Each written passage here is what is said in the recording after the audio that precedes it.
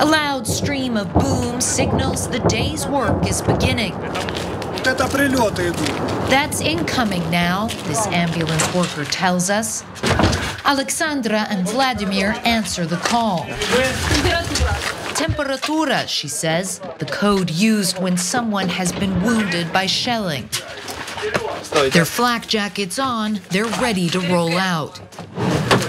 So they've said that they've got reports one person at least has been injured in the shelling, and they're hearing some rockets as well, so we're going to see what's going on. The shells hit a residential apartment building. The paramedics need to act fast. Russian forces are increasingly hitting the same target twice. It's called a double tap, a horrifying strategy to take out rescue workers as they respond.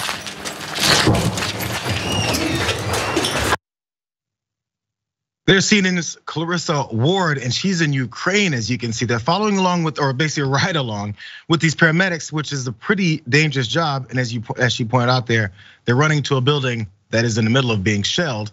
And there's this tactic where it could potentially be shelled again. So that's what's happening there, and it gets way more intense. And I want to get into the reasons why they did this. But first, let's look at some more of what happened there once they did step in.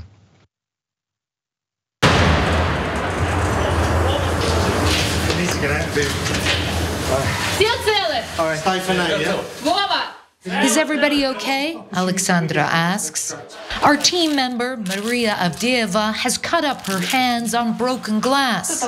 Vladimir treats her injuries as Alexandra calls the dispatch again to find where the wounded are.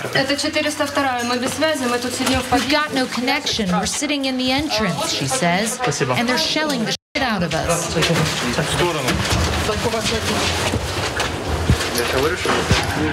The connection keeps dropping. Finally, she gets through to the person who called for the ambulance.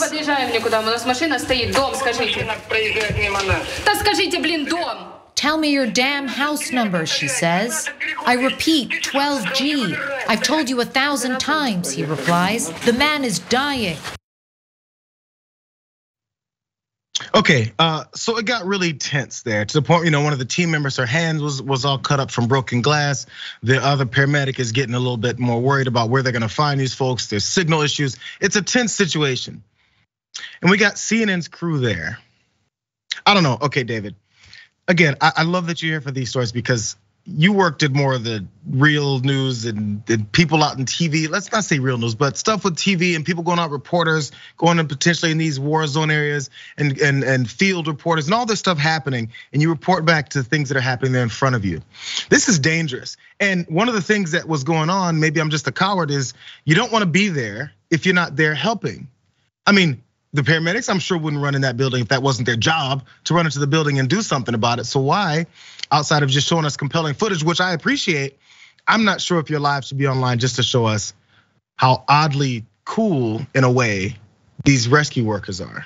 Well, and that gets to a great point, because look, whether you're covering wars or hurricanes or natural disasters or all the things that I've had the privilege or whatever it is to cover in my career, there once was a time, I'd say 20 years ago, where you were embedded with these teams to show their, what they were experiencing. It wasn't about, oh, here I am embedded with an ambulance and here's our fixer who cut her hand on glass. No, the story is about the people who are doing these rescues. The story is about the victims. You keep the cameras trained on them.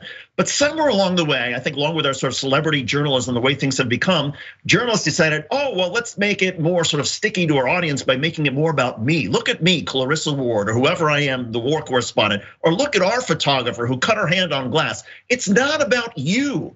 But so many journalists seem to think that in order to make it big, if they go into a tense or dangerous situation, they have to make it about themselves. And maybe that's what happens with our celebrity culture. But I sort of yearn for those days when there were some really courageous war correspondents and people who go into natural disasters who kept the story focused on the people they were covering and wouldn't dare turn it on themselves unless it was extreme circumstances. This was not extreme. It seemed like CNN telling their reporter, hey, we need some good promotional material for you, so go with this right along with the ambulance and make it about yourself. I'm glad you said it that way, because that's what I was wondering. That's part of what I was trying to get from your experience, at least with this is. This isn't a Clarissa Ward thing. And I think Clarissa Ward is wonderful in Watchlist. I've seen her reporting and stuff before. She's really, really good. I don't know to which extent she wanted to be in that situation. It kind of sucks, right? And it's this, as you said, I think it's also people have seen so much. There's so many people that film things just on the ground in these war-torn areas. So people can go on Twitter and Instagram or wherever else and TikTok and see videos of what's happening. And how do you keep up with that if you're a CNN? You have to go in and do the same thing, except you have to put your people there with it. Again, I just don't want people to get hurt for the sake of trying to show me, because by the way, I couldn't stop watching this.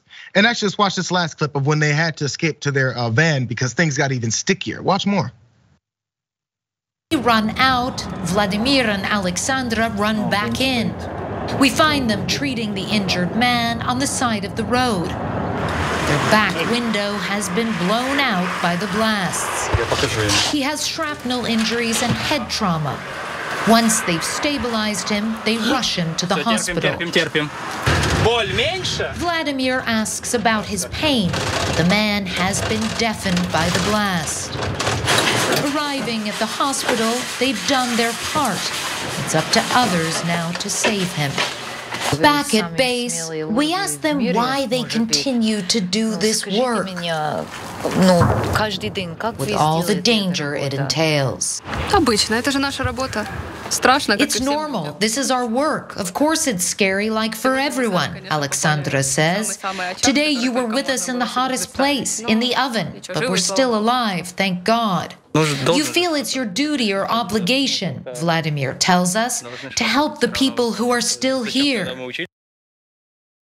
Again, I'm glad they're telling their stories. It's just, I wish it was a way that I wasn't wondering, are they gonna make it out alive? And is it worth it for them to be killed to tell us this story? And Jayar, I'm so glad you played that last clip, because the key line there was, we asked them why they were doing. Well, there was once upon a time in journalism where an editor would say, no, it's not about we asking. Your job is to ask. That's not news. Just explain. Here's what they said about why they're doing this. It's not about we, the CNN crew, or me, the CNN correspondent, or us, the American crew that's in a war zone. The story should be phrased about the people you're covering. But too often, journalists seem to think, no, I have to make it about us, or I have to make it about how dangerous or how courageous we, the journalists, are. You're covering the war. People are plenty courageous around you. Don't diminish their courage by putting the entire focus about, well, we asked this question and we covered this and we did that, because you cheapen your coverage and you cheapen journalism. And maybe it's beyond repair the way journalism has gone, but it's still sickening to see it. It's that catch-22, because if they don't, people may not pay attention. People always say, you guys are talking about this again, and we talk about this again, whatever topic it may be, everyone's watching it. If you talk about something that's way more quote unquote important, they don't watch it. Just saying. That's the way these things work out sometimes. The audience pushes the way this is gonna go. So maybe we should rethink what we expect.